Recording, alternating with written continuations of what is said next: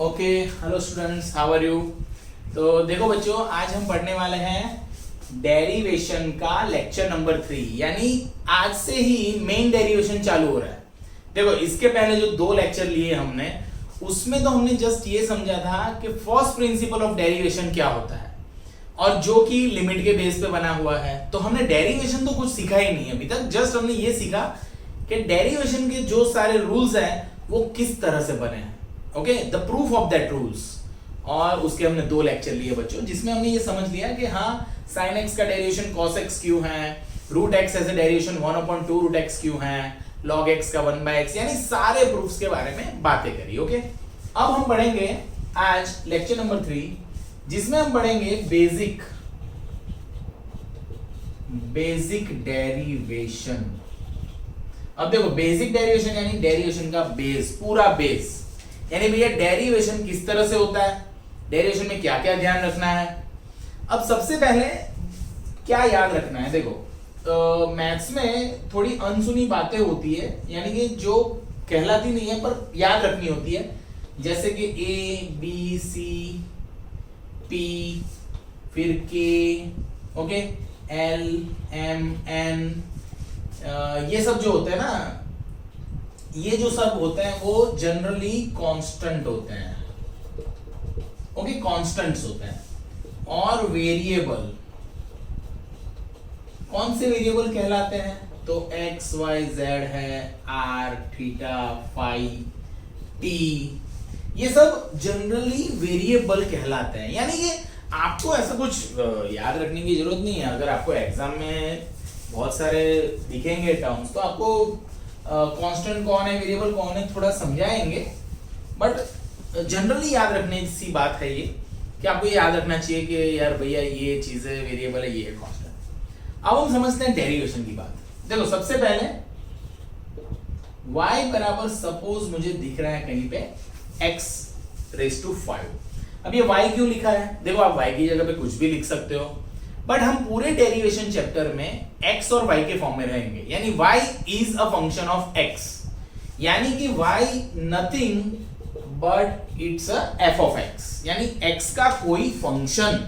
Okay, तो y को हम यही समझेंगे कि x का कोई भी फंक्शन है बच्चों। ओके, अब देखो सोचना कैसे है। सबसे पहले ये सोचना है कि इसका डेरिवेशन करना है। तो डेरिवेशन कहलाता है ऐसी चीज, देखो डेरिवेशन यानी क्या बच्चों, जैसे मैंने ऐसा लिखा, तो इसको बोलेंगे derivation with respect to variable x। अगर मैं ऐसा लिख रहा हूं तो derivation with respect to t, फिर d by d theta, then it's a derivation with respect to theta. Okay बच्चों, तो अगर मैं यहां पे डेरिवेशन कर रहा हूं विथ रिस्पेक्ट टू x, तो देखो बचपन से मैथ्स में एक सिंपल सी बात है कि जो चीज करे वो दोनों साइड करना पड़ता है।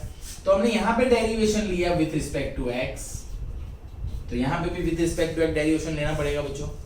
ओके, अब ऑलवेज याद रखने का कि x की अगर कोई पावर है, देखो x की कोई पावर है, x is a variable, y is also variable, इसको बोलते हैं इंडिपेंडेंट वेरिएबल, ये होता है डिपेंडेंट वेरिएबल, यानी इसकी वैल्यू से ये मिलता है। ये सब तो बात की बात है, इसका ज्यादा इंपॉर्टेंस नहीं है। बट इंपॉर्टेंस क्या है, तो कि x की 5 पावर, यानी जब x की कुछ पावर हो और x न्यूमरेटर में है, ओके, नीचे नहीं है, डिनोमिनेटर में नहीं है, ऊपर है अंश में, तो x की अगर कोई पावर हो तो ऑलवेज याद रखो कि we have only one rule, x raised to n, तो n into x raised to 1, this is the derivation. यानी कि जो भी पावर है बच्चों, उसको कूद के आगे लेके आओ और उससे एक कम पावर यहां पे डाल दो।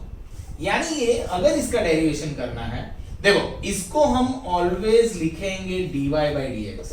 देखो आज के बाद फिर मैं इसके बाद यही लिखने वाला हूं, बट ये फर्स्ट है तो मैं ये समझा रहा हूं कि ये क्यों ऐसा हो रहा है। ओके बच्चा, सही बात है ना? हाँ, तो इसका क्या होगा, देखो इस रूल के हिसाब से जो भी पावर है that comes in front into में यहां पे जो है उससे कम, यानी बायोलॉजिकली ये बन रहा है ऐसे, बट हम ऐसा नहीं करेंगे, हम हर बार ऐसा ही लिख देंगे, यानी कि 5x⁴ खत्म। So the basic, the important thing is कि कभी भी आप x⁵ ऐसी कुछ चीज देखो तो आपको ये समझना है कि भैया ये वेरिएबल था, इसका डेरिवेशन इस तरह से हुआ। अब इसी में हम सारे ट्विस्ट कर लेंगे जिससे हम ये समझेंगे कि बात क्या हो रही है। सपोज यहां पे +10 होता बच्चों, तो हमने जब रूल पढ़े थे तो हमने देखा था कि फर्स्ट रूल था कांस्टेंट का डेरिवेशन 0 होता है बच्चों। तो यहां पे कितने टर्म है बच्चों? 2 term. First term is x⁵ and second term is 10। तो ये 10 जो है वो अकेला है, उसमें वेरिएबल नहीं है, तो ये टर्म पूरा कांस्टेंट है। तो कांस्टेंट एज ए डेरिवेशन 0, यानी इस टर्म में तो हम ऐसे लिख सकते हैं कि d/dx ऑफ 10 ऐसा हो रहा है, ओके, d/dx ऑफ 10, पर यहां पे डेरिवेशन हो जाएगा 0। देखो ये टर्म ऐसा बता रहा है कि मैं ना डेरिवेशन लिया है, मैंने किया नहीं है, मैं करूंगा, है ना, ऐसा बोल रहा है ये टर्म। ये भी ऐसा बोल रहा है, ये सब ऐसा बोल रहा है कि हमने डेरिवेशन दोनों तरफ लिया है, किया नहीं है, अब कर रहे हैं। तो करा डेरिवेशन जब कर लिया तो d/dx निकाल दिया बच्चों, तो ये गया, इतना हो गया, और 10 का डेरिवेशन 0 हो गया। So the derivation of this is also 5x⁴। अगर यहां पे प्लस में समझो कि 2 सपोज, या तो ऐसा होता e⁻² प्लस π², ऐसा कुछ होता, समझो यहां पे देखने जैसे हैं। तो हम डेरिवेशन किसके रिस्पेक्ट में कर रहे हैं बच्चों? x के रिस्पेक्ट में। तो देखो यहां पे x है तो हाँ इसका कुछ होगा, यहां पे x है नहीं है तो ये 0 है, यहां पे x है नहीं है तो ये 0, यहां पे x है नहीं है ये 0, ओके। तो ये सारे डेरिवेशन हो गए 0। प्लस समझो कि यहां पे है log ऑफ √ऑफ 10π, ऐसा कुछ है, ओके बच्चों। तो वापिस देखते हैं, देखो इसका y का करना है x के रिस्पेक्ट में, तो यहां पे x है तो कुछ होगा, इन सब में नहीं है। देखो ये बड़ा टर्म है पर यहां पे x है नहीं है तो 0, तो डेरिवेशन 0। समझ में आई बात बच्चों? अकेला टर्म, उसमें वेरिएबल नहीं होना चाहिए। अगर यहां पे x होता या तो x² कुछ होता तो इसका मैं कुछ करता, वो मैं अभी आपको सिखाऊंगा, बट आंसर में 2 टर्म आएंगे, ऐसी बात समझ में आ जानी चाहिए। यानी पहली बात तो डेरिवेशन सीखने की ये है बच्चों, डेरिवेशन कैसे होगा उससे पहले सीखना चाहिए डेरिवेशन किसका होगा, है ना। बहुत से बच्चे क्या डेरिवेशन कर डालने का, डेरिवेशन सर दिखे यानी डेरिवेशन, ऐसा नहीं होता बच्चों। आपको ये समझना पड़ता है कि कौन से टर्म का डेरिवेशन होगा, कौन से टर्म का नहीं होगा, ओके। याद रखना ये बात।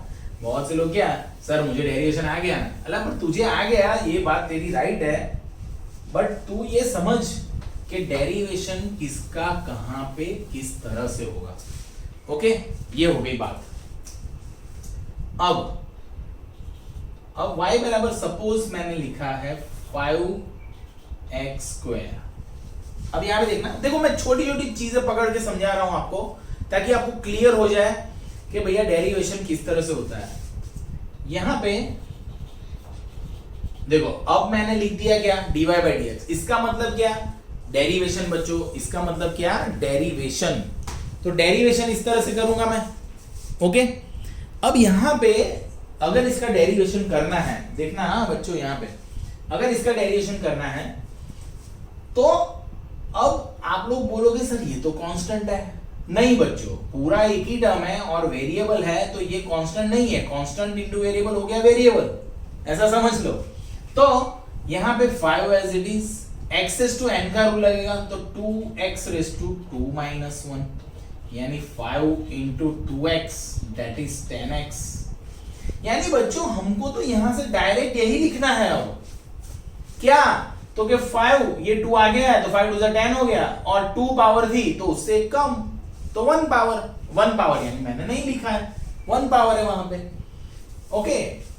तो इस पर से एक गोल्डन रूल हो गया ना, मोस्ट आईएमपी। देखो मोस्ट आईएमपी रूल, देखो लिख रहा हूं बच्चों, मोस्ट आईएमपी रूल। रूल ये बनेगा, if constants are in multiplication और if constants are in multiplication or in division, then they remain as it is. They remain as it is. ये जो मैंने अभी बोर्ड पे लिखा हुआ है ना बच्चों, सब लोग यहां पे मार खाते हैं, सब लोग यहां पे मार खा जाते हैं। देखो सपोज y बराबर दिख जाए 4/x, चलो ये बाद में लेते हैं, पहले लेते हैं x/4। ओके बच्चों, देखो y बराबर y is equal to x/4 है, तो अगर dy/dx करना है तो सब लोग इतना कंफ्यूजन करते हैं, पता नहीं क्यों। देखो बच्चों, ये 1/4 बेचारा वैसा का वैसा, मैंने लिखा हुआ है ना कांस्टेंट्स आर इन मल्टीप्लिकेशन और इन डिवीजन, तो मल्टीप्लाई और डिवाइड में जब कांस्टेंट है तो उसको छूना नहीं है, they remain as it is, वैसे के वैसे। तो 1/4 एज इट इज और x का 1, खत्म, यानी आंसर ऑफ दिस इज 1/4। देखो बच्चों, अगर इसकी जगह पे y बराबर 2x होता तो तुम्हें बढ़िया पता चल जाता, क्या 2 एज इट इज, x का 1 तो 2। तो जैसे 2 मल्टीप्लाई में है वैसे यहाँ पे 1/4 मल्टीप्लाई में है ना बच्चों, तो सेम बात हो गई है। तो यू नीड टू अंडरस्टैंड, ये बेसिक सी चीजें आपको एकदम क्लियर पता चलनी चाहिए बच्चों। Okay, so I hope you understand कि क्या बात हो रही है, यानी कि अभी जस्ट यही समझ रहे हैं हम लोग कि x⁻n का रूल कैसे अप्लाई होता है। ओके बच्चों, सो ये बात हुई। अब देखना, अब हम ये देखेंगे कि x⁻n हर जगह पे नहीं ठोक देना है। बहुत से लोग सर जहां पे भी x² दिखे 2x, ऐसा नहीं होता भाई। ओके, हर जगह पे ऐसा नहीं होता। यानी कि सपोज आपको y बराबर दिख रहा है 1/x⁴, तो ऐसा नहीं कि जो पावर आ गया है और वो x⁻n का रूल, देखो x⁻n का रूल है n into x⁻n-, तो ये x⁻n का है, 1/x⁻n का थोड़ी है। सही बात है ना भाई, 1/x⁻n का थोड़ी रूल है, तो खुद नहीं बनाएंगे हम, उसके बारे में सोचेंगे अच्छे। तो कैसे, तो देखो इसी को मैं y बराबर लिख रहा हूं। अब बहुत से बच्चे कैसे होते पता है, उनको तो ऐसा ही होता है कि सर y के बाद तो dy/dx ही आता है सर। भैया ऐसा नहीं होता, y के बाद dy/dx मैं y ही लिख रहा हूं, इसका मतलब मैंने डेरिवेशन नहीं किया है, मैं कुछ सिंप्लीफिकेशन कर रहा हूं। जब मैं डेरिवेशन करूंगा तो मैं दोनों साइड डेरिवेशन करूंगा। ओके, सो देयरफॉर देखो ये ऊपर आ गया तो ये, तो अब ये फॉर्मेट है। So that's why dy/dx is equal to जो भी पावर है वो आगे और उससे एक कम, उससे एक कम यानी वही की वही चीज, उसमें एक माइनस है ना, -1। तो आंसर विल बिकम -4x⁻⁻5। तो आंसर लिखेंगे अच्छे से -4/x⁵। जिस भाषा में क्वेश्चन है उसी भाषा में आंसर देना बहुत ही अच्छी आदत होती है मैथ्स के, जो मैथ्स को अच्छे से प्यार करते हैं ना मैथ्स को, उनके लिए। ओके बच्चों, तो ये इस तरह से होता है, यानी आप ये समझो कि इसी तरह से बेसिक सी चीज होती है। ओके ओके बच्चों, तो बेसिक समझने के बाद, यानी कि एक ही रूल पड़ा है x⁻n का, बाकी के रूल तो फिक्स फॉर्मेट में ही लगते हैं। तो हम ये समझते हैं कि हर एक टर्म, हर एक फंक्शन जब डेरिवेशन के लायक हो जाए फिर ही डेरिवेशन करना है। ओके, तभी होता है ना। तुम्हें 11 12 साइंस या तो डिप्लोमा में डायरेक्ट ले देते हैं, 5th स्टैंडर्ड के बाद नहीं लेते ना, क्यों? क्योंकि आप उसके लायक, वैसे तो बहुत से लोग अभी उसके लायक नहीं है, बट आ गए तो पढ़ा रहे जो सर। ओके कोई बात नहीं, मजाक कर रहा हूं। तो यहाँ पे देखो, सपोज हम सम करते हैं थोड़े। यहाँ पे देखो, फर्स्ट है suppose y is equal to, ऐसा लिखा हुआ है, तो कैसे समझेंगे? सबसे पहले मैं y ही लिखूंगा। देखो अगर यहाँ पे इज इक्वल टू है तो यहाँ पे देयरफॉर करना चाहिए बच्चों। ओके, तो इसी को लिख रहा हूं, तो ये देखो ऐसा हो गया x⁻1/5, 5th root of x⁻1/5। अब ये हो गया x⁻n, तो मैं dy by dx ले लूंगा, that is derivative with respect to x। तो यहाँ पे भी d by dx x is to 1/5। देखो ये स्टेप नहीं लिखना है तो भी चलता है, ऐसा जरूरी नहीं है कि ये लिखना ही चाहिए। ओके बराबर बच्चों, ये क्लियर आना चाहिए बस। ओके तो ये है dy by dx is equal to ये। तो यहां पे देखो रूल क्या है x to n का, जो भी पावर है वो आगे और उससे कम पावर। ओके तो 1/5 x is to LCM लेंगे -4/5, खत्म, सम खत्म। ये हो गया तुम्हारा आंसर। स्टार्टिंग में हम बेसिक लेवल के सम कर रहे हैं अभी, क्यों? क्योंकि बाद में जाके हम एडवांस मेथड्स में जाएंगे, सारे बड़े बड़े मेथड्स पढ़ेंगे हम लोग आगे जाके, तो उससे अच्छा है अभी थोड़ा बेसिक अच्छा कर ले। देखो इसके बाद है e raised to x, x raised to e and e raised to e। अब देखो अगर मुझे इसका डेरिवेशन करना है, देखो ये सारे टर्म अच्छे ही हैं, है ना? तो dy by dx, तो देखो इसका डेरिवेशन, देखो हर बार डेरिवेशन दोनों जगह पे लेके बता सकते हैं, बट चलता है क्योंकि आगे जाके हम ऐसा नहीं करने वाले। तो अभी समझ लेते हैं e raised to x का डेरिवेशन है e raised to x। अब देखो मैं बोल रहा हूं e, अब ये e क्या होता है पता है? e होता है 2.71828182, ऐसी कुछ वैल्यू होती है e की। जैसे नहीं पाई होता है, आपको पता है पाई 22/7 यानी कि 3.14 लेते हैं अप्रोक्सीमेटली। ओके वैसे तो उसकी वैल्यू चलती जाती है।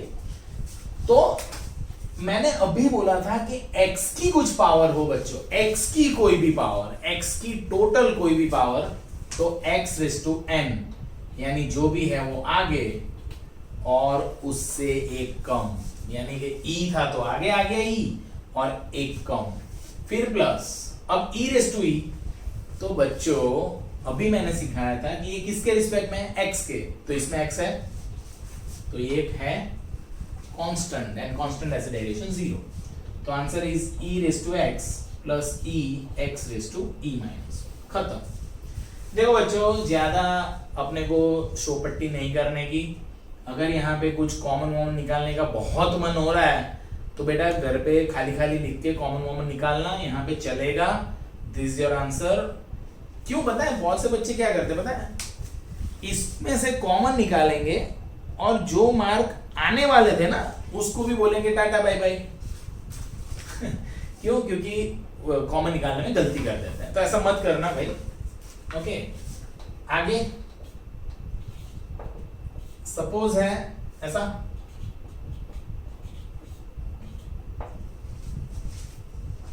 ओके x माइनस 1/x का स्क्वायर।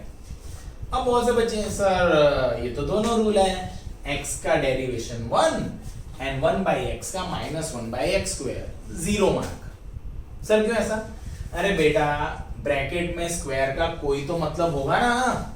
ओके तो पहले देयरफॉर करके ब्रैकेट को सॉल्व करते हैं। तो x a माइनस b का स्क्वायर यानी x square minus 2ab, ab यानी देखो x into 1/x plus last का स्क्वायर, ऐसा हो गया। तो देखो यहाँ पे ये x कैंसिल हो गया। अब देखो ये रूल है x is to n, पर ये तो 1/x is to n है, तो ऐसा तो कोई रूल है नहीं, यानी कि मुझे करना पड़ेगा x square plus x raise to, sorry बीच में -2 तो रहेगा ना, ये -2 प्लस x रेज़ टू -2, ऐसे होगा बच्चों। अब हम करेंगे डेरिवेशन। तो देखो x स्क्वायर का हो जाएगा 2x, है ना, जो भी है वो आगे और उससे कम पावर, तो 2x रेज़ टू 1।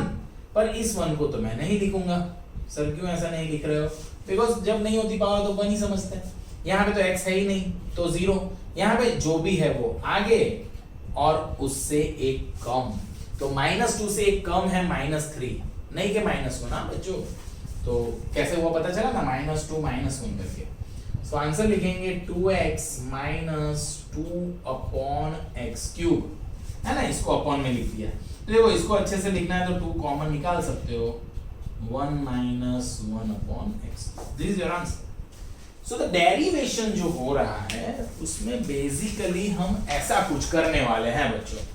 ओके तो आई होप आपको पता चल गया होगा क्या बात हो रही है। क्लियर? ओके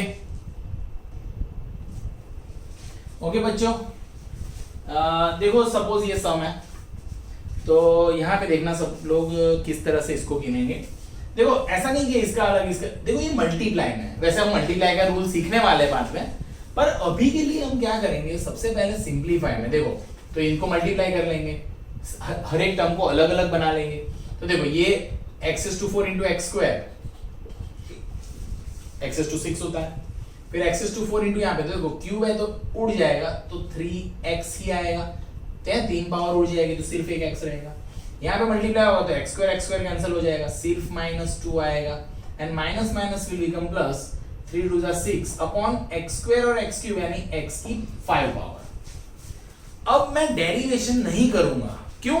देखो ये x⁴n का रूल है, ये x⁴n का रूल है, कांस्टेंट का डेरिवेशन 0, पर ये रूल में सेट नहीं है, यानी कि ऑलवेज ट्राई टू अंडरस्टैंड कि भैया सारे रूल में सेट है, अच्छे से रूल बना रहे हैं तभी हम लगाएंगे। So therefore y = x⁶ -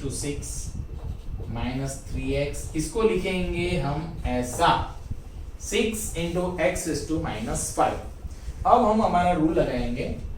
so therefore dy/dx = यहाँ पे हो जाएगा 6x⁵, जो भी है वो आगे उससे कम, -3 एज इट इज, x का हो गया 1, -2 का हो गया 0, प्लस 6x⁵ इसका होगा -5x⁻⁶। देखो बच्चों, जो भी पावर है वो आगे और उससे कम, तो -5 से एक कम है -6। ओके, तो अच्छे से लिखेंगे तो 6x⁵ -3 -6 5 30 अपॉन में ले लो x⁶, खत्म। ये सम का आंसर बच्चों। ओके, तो आप इस तरह से सम का आंसर लिख सकते हो बच्चों। आई होप आपको पता चल गया होगा। ऐसे बहुत से सम कर सकते हैं, जैसे चलो हम थोड़े और सम देखते हैं। सपोज 5 लेते हैं, y = सपोज है log 5 plus sec x plus tan x and plus है √x। अब देखो ऐसा सम है तो मुझे dy/dx करना है डेरिवेशन, तो सारे रूल में सेट है। अब देखो यहाँ पे x के रिस्पेक्ट में, इसमें x नहीं है तो ये 0 है, यानी कांस्टेंट एज अ डेरिवेशन 0 बच्चों। sec x का डेरिवेशन हो जाएगा sec x × tan x, tan x का डेरिवेशन हो जाएगा sec²x, और √x का हो जाएगा 1/2√x। बच्चों रूल्स, यानी ये सब में तो बैठे रूल ही लगाना है आपको। अब कर सकते हो इन दोनों में से sec x कॉमन अगर निकालना है तो यहाँ पे आएगा tan x plus sec x और प्लस 1/2√x, खत्म। सब कोई एलसीएम लेने का लोड नहीं है। हम अभी जा रहे हैं कहां पे बच्चों, जस्ट डेरिवेशन किस तरह से होता है, सिंपल डेरिवेशन का प्रोसीजर। ओके बच्चों, I hope you understand it very well. Clear हो गया होगा आपको बेसिक। ओके चलो तो दोस्तों चालू करते हैं आज का लेक्चर। हम लोग पढ़ रहे हैं डेरिवेशन का लेक्चर नंबर 4, जिसमें हम लोग पढ़ने वाले हैं बच्चों आज multiplication and division rule for the derivation. And derivation के लिए मल्टीप्लिकेशन और डिवीजन का रूल कैसे काम करता है। ओके बच्चों, यानी देखो सिंपल जो डेरिवेशन होता है वो तो करना ही रहता है, पर मल्टीप्लाई में 2 टर्म आ जाए, डिवीजन में आ जाए तो क्या करना होता है। देखो समझाता हूं मैं पहले। अगर कोई y है और ये u into v है, where u and v both are the function of x, suppose u v कोई x के फंक्शन ही है। ओके, तो आपको क्या याद रखने का बच्चों कि जब कोई फंक्शन हो, यहां पे देखो, जब x एंड y दोनों, सॉरी u एंड v दोनों x के फंक्शन हो, तो अगर इसका मुझे डेरिवेशन करना है यानी y का, तो ये दोनों x के फंक्शन है, तो फर्स्ट फंक्शन को वैसा का वैसा रखो, दूसरे फंक्शन का डेरिवेशन ले लो, यानी d/dx ऑफ v, यानी उसको आप ऐसे ही समझो d/dx ऑफ v प्लस, अब जिसका हो गया है वो वैसा का वैसा, एंड d/dx ऑफ u। अब देखो यहाँ पे ऐसा जरूरी नहीं है कि कौन सा u कौन सा v, आप आगे पीछे कोई भी मोड में कर सकते हो। बट जिसका डेरिवेशन हो गया है उसका दूसरी बार रिपीट नहीं होना चाहिए, यानी कि u v और सपोज यहाँ पे w भी है तो यही चलेगा, यहाँ पे u और w सपोज वैसे के वैसे है, फिर यहाँ पे v एंड w वैसे के वैसे है, फिर यहाँ पे w करके बाकी है तो u और v वैसा का वैसा है and d by D x of w। यानी किसी भी फंक्शन, कितने भी फंक्शन मल्टीप्लाई में है तो ये लॉजिक सेम रहेगा क्या, तो क्या आप किसी भी एक का ही डेरिवेशन एट अ मोमेंट कर सकते हो। ओके बच्चों, यानी कि रूल वापिस समझ लेते हैं, वैसे सम करने से तो तुरंत पता चल ही जाएगा बच्चों। रूल ये हो गया कि dy by dx is equal to u as it is derivation of v plus v as it is derivation of u. This is the basic procedure for finding the derivation of two multiplied terms of same variable। यानी क्या, देखो suppose मेरे पास है, suppose एक छोटा सा example लेता हूं, y इज इक्वल टू है x square into sine x. Okay, तो देखो एक्स स्क्वायर है और साइन एक्स है, दो मल्टीप्लाई में है, तो मल्टीप्लाई में है तो हम क्या करेंगे, dy by dx is equal to, देखो ये x square as it is, उसको कुछ नहीं करना है, d by dx of sine x, यानी साइन एक्स का डेरिवेशन करेंगे, किया नहीं है, हम शो कर रहे हैं कि हम इस तरह से करेंगे, and then sine x as it is and d by dx of x square. Okay बच्चों, तो कैसे, x square into sine x का डेरिवेशन बच्चों कॉस एक्स हो जाता है। अब डेरिवेशन के बाद ये है तो ये तो डेरिवेशन के आगे है, यानी वो तो वैसा का वैसा, और एक्स स्क्वायर का डेरिवेशन होगा बच्चों 2x। कैसे, देखो जो पावर है वो आगे है, उससे कम, तो 2x रेज़ टू 1 पर 1 लिखने का मतलब नहीं है, तो हम ऐसे लिखेंगे बच्चों। अब यहां पे क्या हो सकता है मैक्सिमम, देखो x कॉमन निकल सकता है, तो x cos x plus 2 sin x, this is your dy by dx। Okay, ऐसे। सो dy by dx अगर आपको फाइंड करना है when two terms are in multiplication with related to the multiplication, तो आपको ऑलवेज इसी तरह से करना है बच्चों। Okay, so I hope you understand this कि क्या है बेसिक प्रोसीजर। दो तीन सम करते हैं हम लोग, इसको अच्छे से समझ लेते हैं and then we move on the division rule. Okay, और मैं आज होमवर्क भी दूंगा आपको, जो आप ट्राई करना, तो आपको पता चलेगा किस तरह से मल्टीप्लिकेशन रूल होता है। देखो बच्चों, अगर मुझे डेरिवेटिव करना है sec x into ten x का, ओके, तो देखो यहाँ पे आपको ऑलवेज याद रखने का बच्चों कि कोई भी सम है अगर मल्टीप्लाइड है तो आपको क्या करना है, आपको पहले स्टेप लिखने का कि dy by dx लिया, अब sec x को कुछ नहीं किया, d by dx of tan x किया बच्चों, plus tan x as it is and d by dx of sec x किया। सही बात है ना, पैटर्न तो फिक्स हो गया। यानी कि सम अगर एग्जाम में दिखे तो ये स्टेप करने के बाद डेरिवेशन सोचना है ना, अभी तो डेरिवेशन किया ही नहीं है, हम तो जस्ट डेरिवेशन लिया है ना, दोनों तरफ डेरिवेशन लिया, तो ऐसा नहीं होता कि sec का कर दो tan का कर दो, ऐसा नहीं होता। मल्टीप्लाई में जब दो टर्म होता है तो उनका डेरिवेशन इस तरह से ही होता है।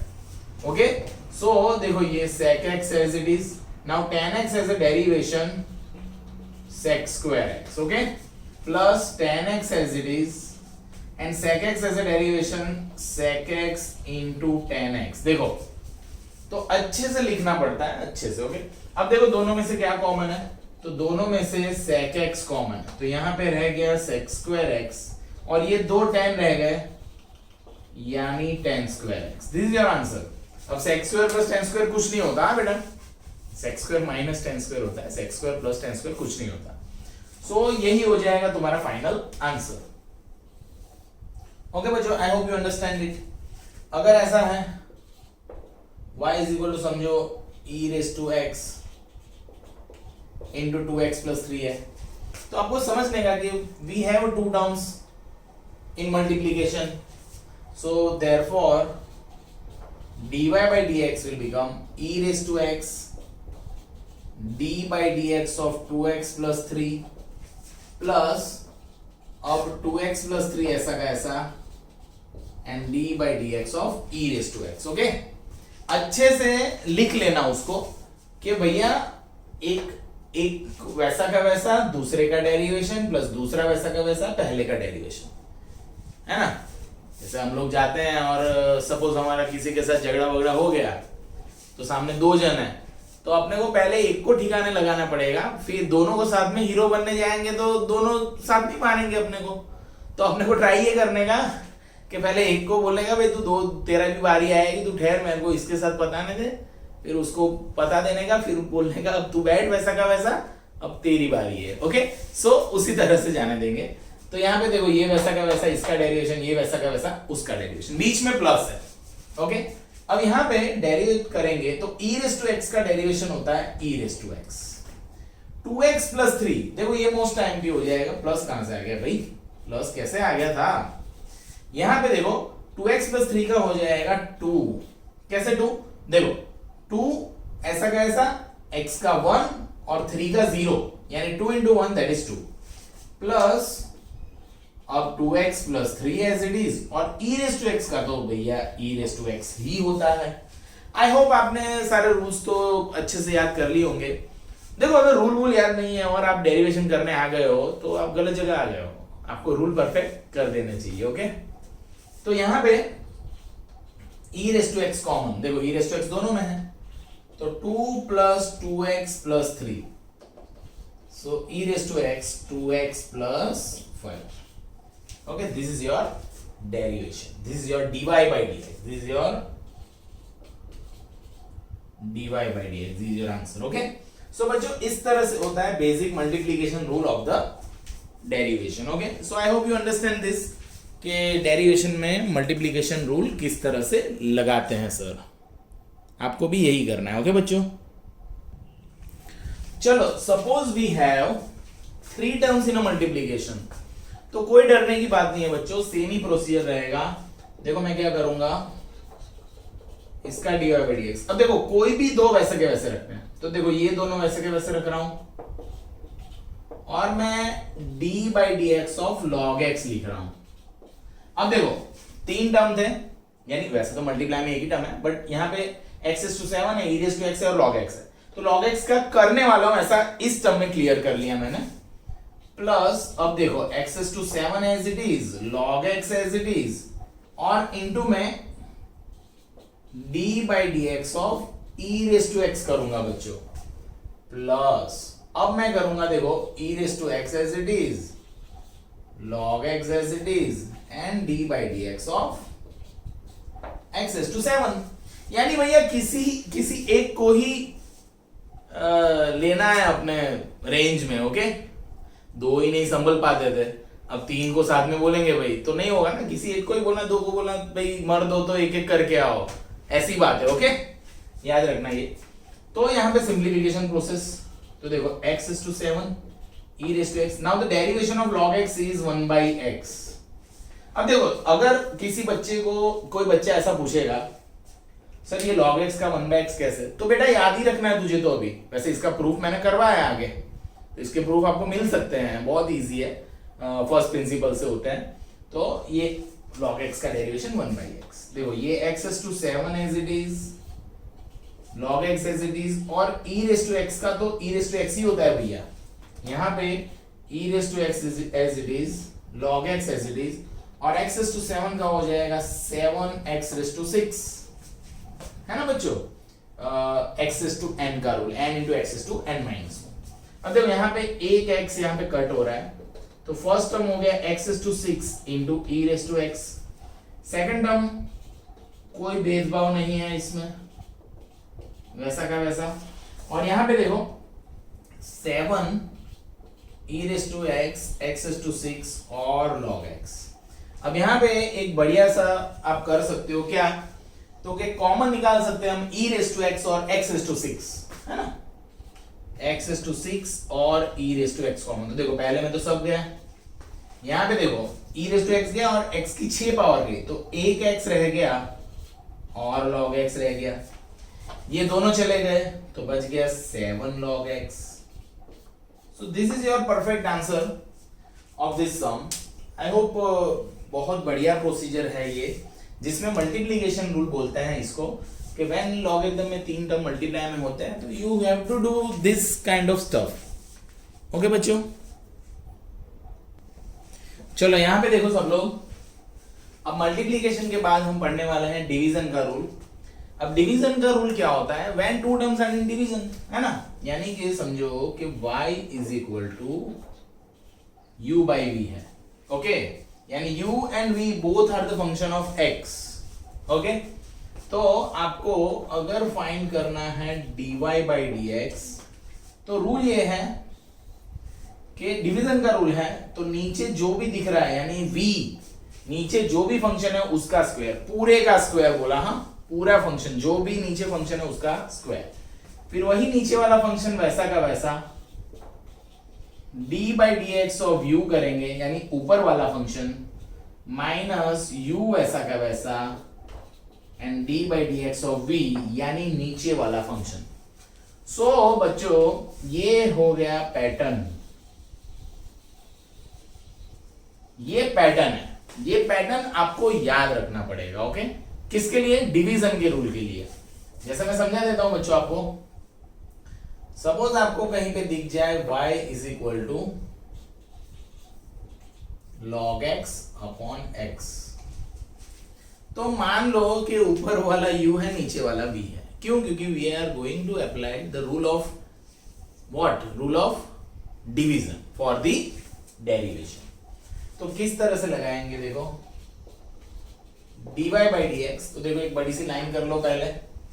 ओके, सिस्टम से ही कर सकते हो आप लोग अच्छे से. तो देखो नीचे जो भी फंक्शन है उसका स्क्वायर. अब नीचे वाला फंक्शन वैसा का वैसा and d by dx of numerator, ऊपर वाला फंक्शन. अब देखो डिवीजन के रूल में यहाँ पे माइनस है बच्चों, तो ध्यान देना माइनस है. अब ऊपर वाला फंक्शन वैसा का वैसा and d by dx of denominator, यानी कि नीचे जो फंक्शन है. अब अच्छे से डेरिवेशन करना है. अब तो कोई प्रॉब्लम नहीं है. देखो x एज इट इज, इसका डेरिवेशन, तो log x का डेरिवेशन होता है 1 बाई x. यहां पे log x as it is, क्योंकि डेरिवेशन के आगे है, और x का डेरिवेशन 1, और नीचे तो x स्क्वायर है ही बच्चों. अब ये x और ये x का हो गया, तो answer would be 1 minus log x upon x square. This is your dy by dx. Okay बच्चों, तो ये याद रखना है. तो प्रोसीजर तो सिंपल ही है, इतना कोई बड़ा हाईफाई वाला डेरिवेशन का लॉजिक नहीं है. ये छोटी छोटी चीजें हैं. ये सीखने के बाद हम मेन डेरिवेशन पे जाएंगे बच्चों, है ना. मेन डेरिवेशन पे अगर जाना है तो पहले ये सब छोटी छोटी चीजों को क्लियर कर लेना पड़ेगा. इसको क्लियर कर लेंगे तो ही हम एडवांस लेवल पे जाएंगे ना. तो मल्टीप्लीकेशन रूल, डिवीजन बीच बीच में आएगा. बहुत बड़े सम में छोटी छोटी चीजें आएंगी ये सब. Okay, so that's why division का रूल का लॉजिक ये है. ओके बच्चों, अब हम थोड़े एडवांस सम करते हैं डिवीजन के. देखो बच्चों, सपोज ऐसा सम है कि y is equal to 3x plus 2 upon 2x minus 3. कुछ भी हो सकता है. तो बहुत से लोग क्या सर 3x प्लस 2 का 3 और 2x माइनस 2 का 2, ऐसा नहीं होता. डिवीजन का रूल लगाना पड़ेगा यहाँ पे बच्चों. तो डिवीजन के रूल के मुताबिक जब dy बाई dx करेंगे तो नीचे जो भी टर्म है ना, जो भी टर्म है उसका स्क्वायर. नीचे जो टर्म है वो as it is d by dx of numerator, यानी कि ऊपर वाला टर्म, माइनस अब ऊपर वाला टर्म वैसा का वैसा and d by dx of denominator. देखो बच्चों, this is the rule. Okay, इसको थोड़ा मिडल में लिखना चाहिए, कोई बात नहीं, लिख देते हैं, यहां पे आएगा ना. ओके, अब देखो यहां पे इसका डेरिवेशन हो रहा है. सिर्फ इसको लिखना नहीं, इसको ब्रैकेट में लिखना जरूरी है, क्योंकि ये पूरा टर्म इसके मल्टीप्लाई में है. ये सब लोग गलती करते हैं प्रेजेंटेशन में, तो वो नहीं होनी चाहिए. ये 2x माइनस 3 वैसा का वैसा. अब d by dx of 3x plus 2 कैसे? देखो 3 का डेरिवेशन, 3x का डेरिवेशन 3, क्योंकि 3 इंटू 1 होगा, और प्लस 2 कांस्टेंट का डेरिवेशन 0, ऐसा होगा. पर ऐसा लिखते नहीं है बच्चों, ये समझ लिया, पहले कल ही मैंने समझाया था डिटेल में। तो ये हो गया 3 माइनस अब 3x plus 2 as it is and the derivation of this is 2, okay, और अपॉन में as it is है बच्चों। अब सिंप्लीफाई कर लेता हूं यहां पे मैं, तो देखो 3 2 6x minus 9 minus 6x minus 4, और यहां पे हो गया 2x माइनस 3 का स्क्वायर। खत्म, सिंप्लीफाई क्या हो गया, देखो 6x कैट कट हो गया, 9 और 4 13 हो गए, और 2x माइनस 3 का square. So answer is this minus 13 upon 2x minus 3 का square. So this is the division rule. Plus minus में छोटी गलती मत कर देना बच्चों, पूरा सम गलत हो जाता है, ध्यान से करना, इतना कुछ है नहीं हाईफाई वाईफाई। क्लियर है ना, एकदम इजी है ये। तो आई होप आपको पता चल गया होगा किस तरह से है ये। ओके बच्चों,